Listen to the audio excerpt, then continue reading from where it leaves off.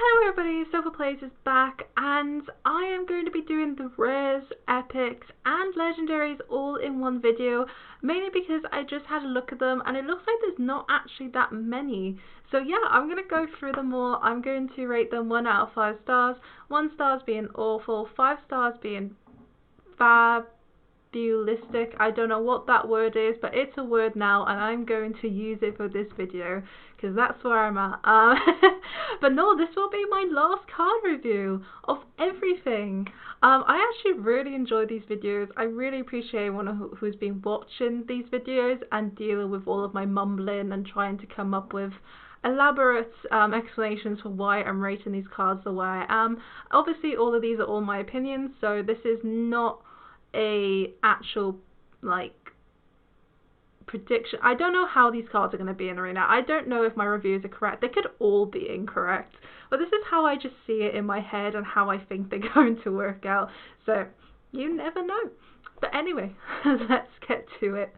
Okay, so the first card we have is a 1 mana 1/2 called Infectious Spalling, and I love the artwork. It's absolutely adorable. So after this damages a minion and turn it into an Infectious Spalling. Huh. I quite like that. So it just keeps on going. It just keeps, you just can keep changing things into Infectious Spalling. I love it. Yeah, I think this looks like a crazy turn of events. It's a removal as well. Like, if your opponent doesn't have single target removal, they have to trade into it, then obviously, like, it's great. And yeah, I quite like it. I think it's a really solid card. I'm gonna give it a 4-star rating because I think this would be really annoying to deal with if you really just don't have that single target removal, or you don't have like 2 1/1 minions that can just trade into it. Imagine like trading a 2/3 and then just getting the Infectious Spalling, and then you give your opponent one, and then you just keep going back and forth. Oh my gosh, it's bonkers. It's a little bit crazy, and I think that's why I'm rating it maybe a little too high, but it's really funny. The next card we have is a 3 mana 1/2 called Blister and Rot. At the end of your turn, summon a Rot with stats equal to this minion. See, I know for a fact there's a card very similar to this that does exactly the same thing. It didn't see much play. I'm gonna give it 2 stars because I don't think you're always going to buff a minion. Like, obviously with Priestess would be a little bit better because they have buffs, the same with Druid and Paladin. But for all the other classes, I don't think you're always going to pull it off. And again, with the classes that do have the buffs, you have to draw them. So yeah, I'll just give it a 2. I don't think it's the greatest. And next one we have the last one of the rares is a 10 mana 7/7 taunt called Scrapyard Colossus, or Colossus even, I think. So it's a taunt, and the death rattle is summon a 7/7 Fellcrack Colossus with taunt again.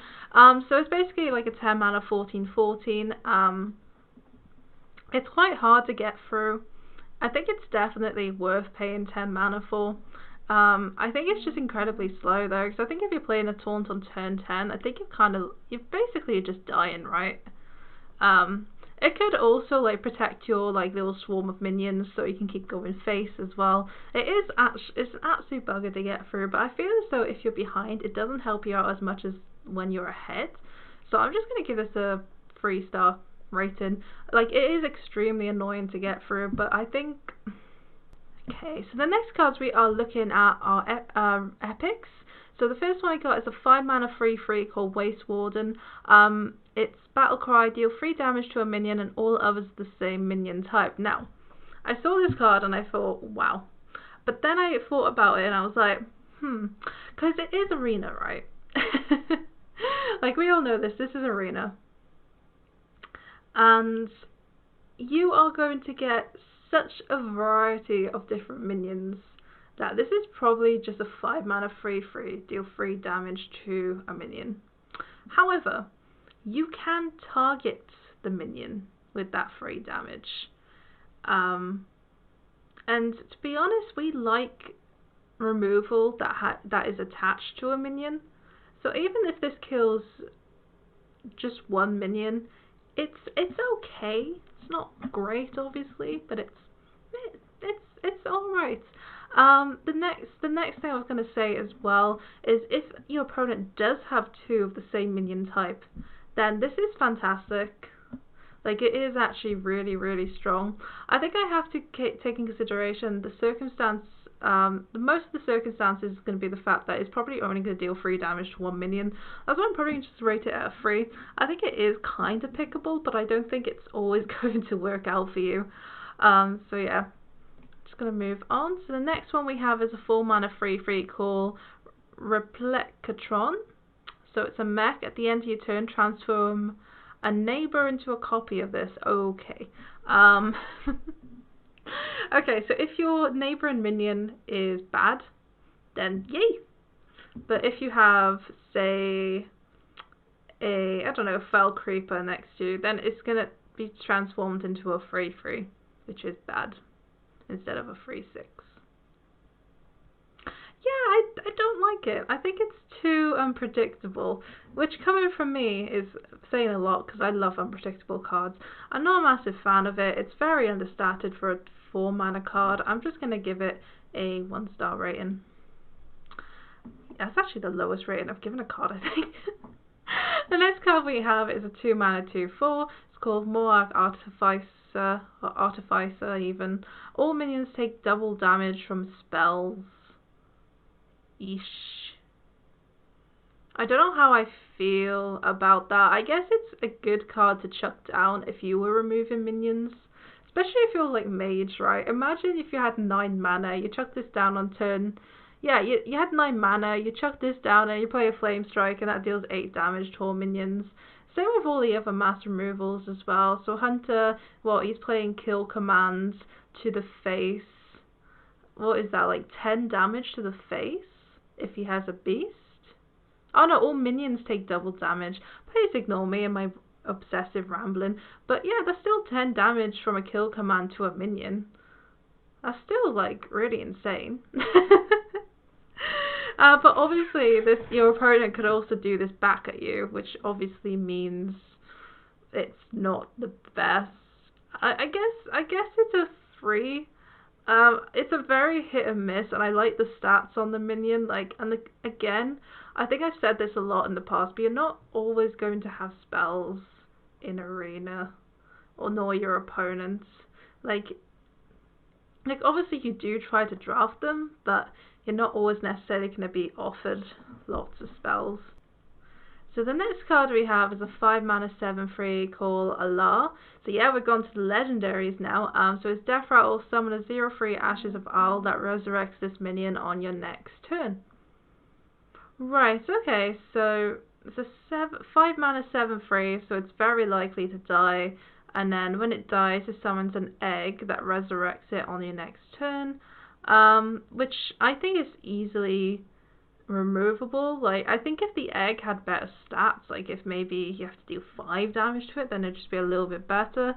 But I think a lot of the times this is just going to be removed super easily.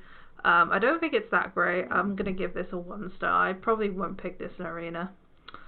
And the next card, and the last card we have, is a 3 mana 3/4 called Terran Gorefiend even.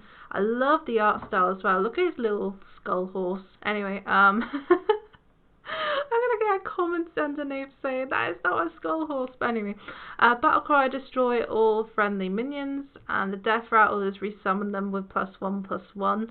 I don't know how I feel about that. I guess I like it just as a 3 mana 3/4, but could you imagine if this got silenced? This is basically just remove your own board. I don't like it. Because if you're ahead and your opponent can't deal with your board, then obviously you want to maintain that board, and I just don't like the fact that, yeah, that it just gets rid of them. Obviously, like, the Death Rattle resummons them, but I don't like it.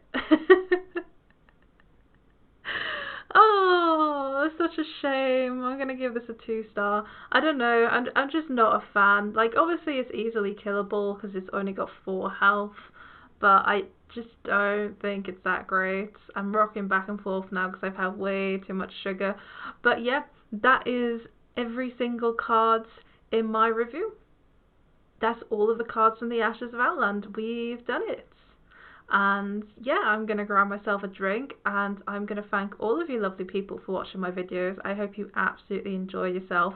If you haven't watched me on Twitch, then please go ahead and do so.